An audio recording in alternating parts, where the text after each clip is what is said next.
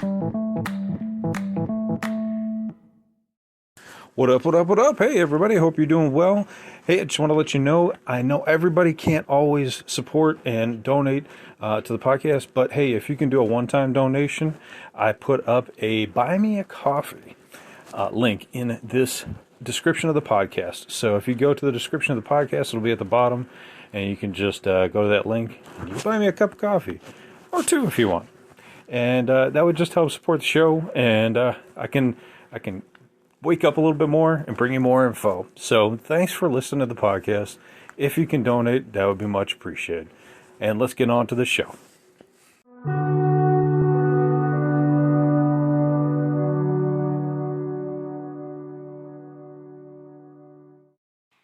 What up, what up? Welcome back to Lockdown Universe, some of the bizarre, peculiar, and unheard of stories of UFO, legend, and paranormal lore. Welcome back, welcome back. Happy to be back. Hopefully you guys are doing excellent and taking care of yourselves. Today we've got a great one for you. I think you're going to enjoy it. We've got everybody here. We've got little baby alien. We've got Mr. Alien Head. Yes, we do, right here. And then we've got the whole cast of characters, Beetlejuice, Crazy Predator Alien, Frankenstein. We've got baby kitty cat, dead alien kitty cat. We've got everything Zen, Bigfoot, and we've got crazy dog alien. Woof. All right, I think we got everybody. We got everybody we could ever want and ever imagine. So, what are we going to do today? Okay, we're going to talk about 4 children who were abducted in Argentina in, I have to pull up the time, but 4 children were abducted by golden beings with silverish hair that told them about Earth's future. This is fascinating, fascinating stuff. So we're going to get into it. Where did I get this article from? I got it from Conexao UFO. I think it's an article or a website based in Argentina, actually. So it got translated over. But the translation's good. They state that this experience took place in August 9th, 1992. Wow, isn't that interesting? We're just in August. August 9th, 1992. I remember 1992 like it was yesterday. We had the U.S. Dream Team, best basketball team ever assembled. Oh, it was a great year for basketball USA Olympics. Now, this event took place in Argentina. They have a great team too. But the children that this happened to were all under the age of 8, and there was 4 of them. There was a girl named Maria Malero, who was 8, her sister Emma, who was 6, and then their 2 brothers, Jorge, 5, and Carlos, 3. Very interesting, right? So there was a bunch of people who investigated this particular event. The experience was reported by civil and military authorities and for Rodrigo Ortiz, a special investigator for the police department in Concordia, Argentina. These children, they state, were incapable of lying, and they ran multiple tests on them. Now, according to the children and half a dozen other eyewitnesses, now that's really fascinating, right? It's not just a kid saying, oh, we made this up and oh, we saw a movie.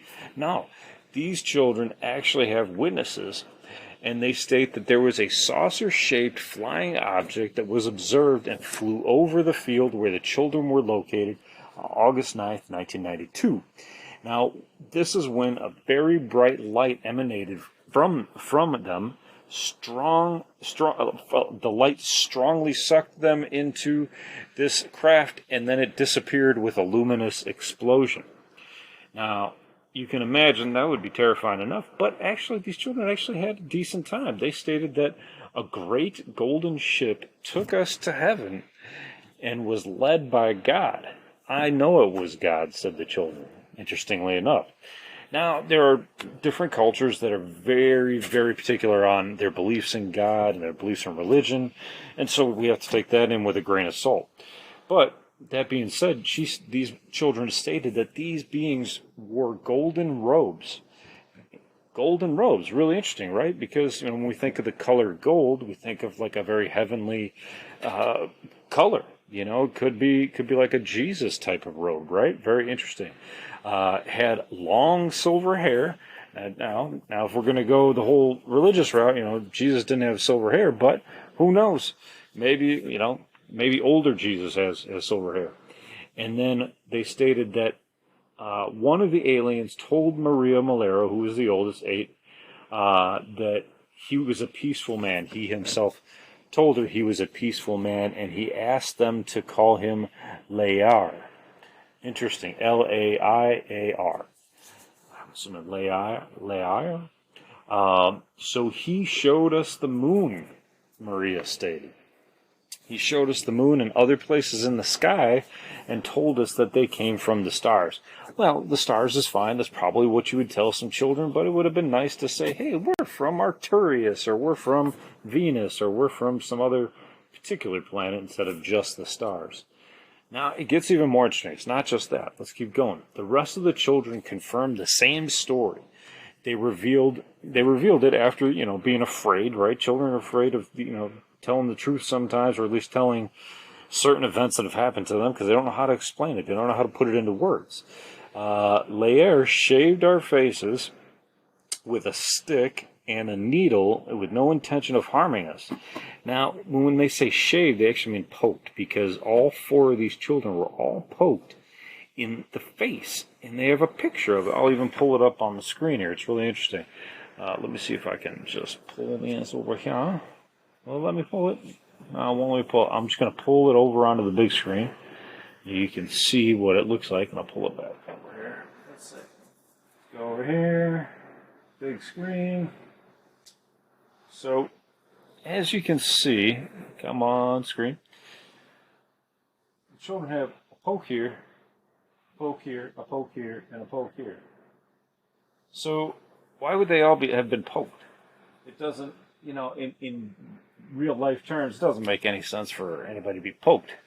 Unless they were receiving some sort of polio shot, or something like that. Just doesn't make much sense. So, here we go, back at it again. So, to me, it doesn't make any sense. Could it have been like a parent that was upset and, there's some pretty vicious parents back in the day. Could it have been like a cigarette burn? It could have been some sort of, other kind of burn. But to burn them on the cheek, all in the same spot, all on the left cheek, right in the middle, is interesting to me. Why would an alien do this? Would it be for DNA extraction? Would it be for a specific piece of information? Would it be to brand them because they all got it in the exact same spot? If you were an alien trying to grab some DNA, wouldn't you try to at least be a little bit inconspicuous? Try to be a little bit mysterious, not say, hey, I'm going to poke your kid right in the face and then drop him off. I mean, it just seems a little blunt to me, but maybe they just don't care that much. So Emma stated that she liked the rooms because all the beds were soft. Carlos, the younger of the brothers, said there were 1 million buttons and lights, and the man was funny because he had a big head and yellow eyes. He's our friend. It's really interesting to me because you would think that kids would be like kind of terrified of some sort of, alien coming down and being like, hey, I'm going to take down my ship and fly you around and poke you in the face. But they said they liked him and he was funny and he was nice. Probably didn't look like the gray aliens. Probably looked more like a heavenly type of, religious figure that they're familiar with, right? And probably a humanoid with a beautiful golden robe. And hey, if you got a beautiful golden robe and silver hair, and you have telepathic capabilities to calm and tranquilize, people in general, you're probably going to make people feel comfortable, right? You're going to make them feel comfortable, able to be around you, and you can have your way with them for laboratory experiments and all kinds of things. Due to the difficulties of interviewing children, the authorities were unable to determine everything that happened on the ship. However, what I would think? I would think, depending on the parents' willingness, I would say, hey, let's do a hypnotic regression, and see what they're able to say. Because through hypnotic regression, not only can you access the current lifetime timeline, but you might actually be able to go back before birth and tap into another lifetime that's an adult, and they might be able to relay this experience through that older timeline self of ours, or soul line of ours. It's interesting to think about. It takes a lot of understanding of, soul regeneration and that kind of thing. But if you can follow along, let's say you hypnotically regress someone. You hypnotically regress them to their time of birth, and then before the time of birth, before they came to this lifetime, and you go back to the lifetime before. Guess what? You're going to have an adult, most likely, right? Or at least somebody that's able to communicate better than a 4 to an 8-year-old. That portion of your soul might be able to comprehend and understand and explain this particular situation much better than a 4 to an 8-year-old could. Now, they state that they understood that they did undergo some sort of military or medical examination, as the needle marks and the scrapings were still visible on their cheeks after they arrived home. Now that's kind of neat, right? Because you have evidence that something happened. You can't say for sure it was alien, but you can definitely say something there did happen. What happened, who did it to them, that's up for debate unless you can get DNA proof. Military spokesperson would neither confirm nor deny press reports that a UFO was registered on the day on radar on the day the children were abducted. You don't. That's nice and everything, but you don't have to have that. We don't need that. That's not that important, in all honesty. Do we need radar proof that there was an alien spaceship there? No. We have 6 other witnesses. We have 6 witnesses. In any court of law, 6 witnesses is going to put somebody to the death sentence if they needed to happen.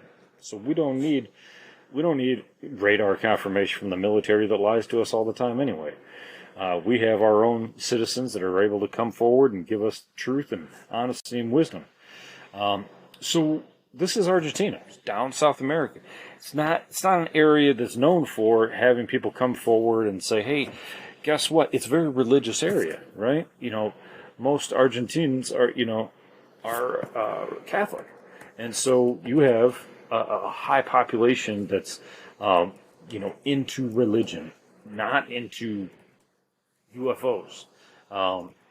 Even if we look at population, we'll check it out. 92% is Roman Catholic. Really interesting, man. 92%. That means 8% of people are not Roman Catholic, which means they could still be religious, just not Roman Catholic. So many people don't want to come forward because they're afraid of their family members saying, you're kook. We're going to put you into, a mental institution, or we're going to ostracize you from family dinners, and family is huge down in Argentina. So you don't want to kick yourself out. You don't want to ostracize yourself from your family at all. That's a bad idea. So I think that when it comes down to this story, I think there's a couple questions that I have. One, what were these kids doing by themselves? Were they by themselves? Did they have parents around? It's not specific in this article. Were they at a park by themselves? Wherever they were, there were 6 witnesses to this UFO. How far were they in triangulation to the abduction event? Then we have the question of which species was this? Were these the Arcturians? Were these Nordics? They seem to be some sort of human-like species. Wearing gold robes, very interesting. In near-death experiences that I've personally read, I've heard of robes that were purplish in color for higher echelon spiritual beings, or a purple line around a white robe around the bottom would indicate a higher level of ascension.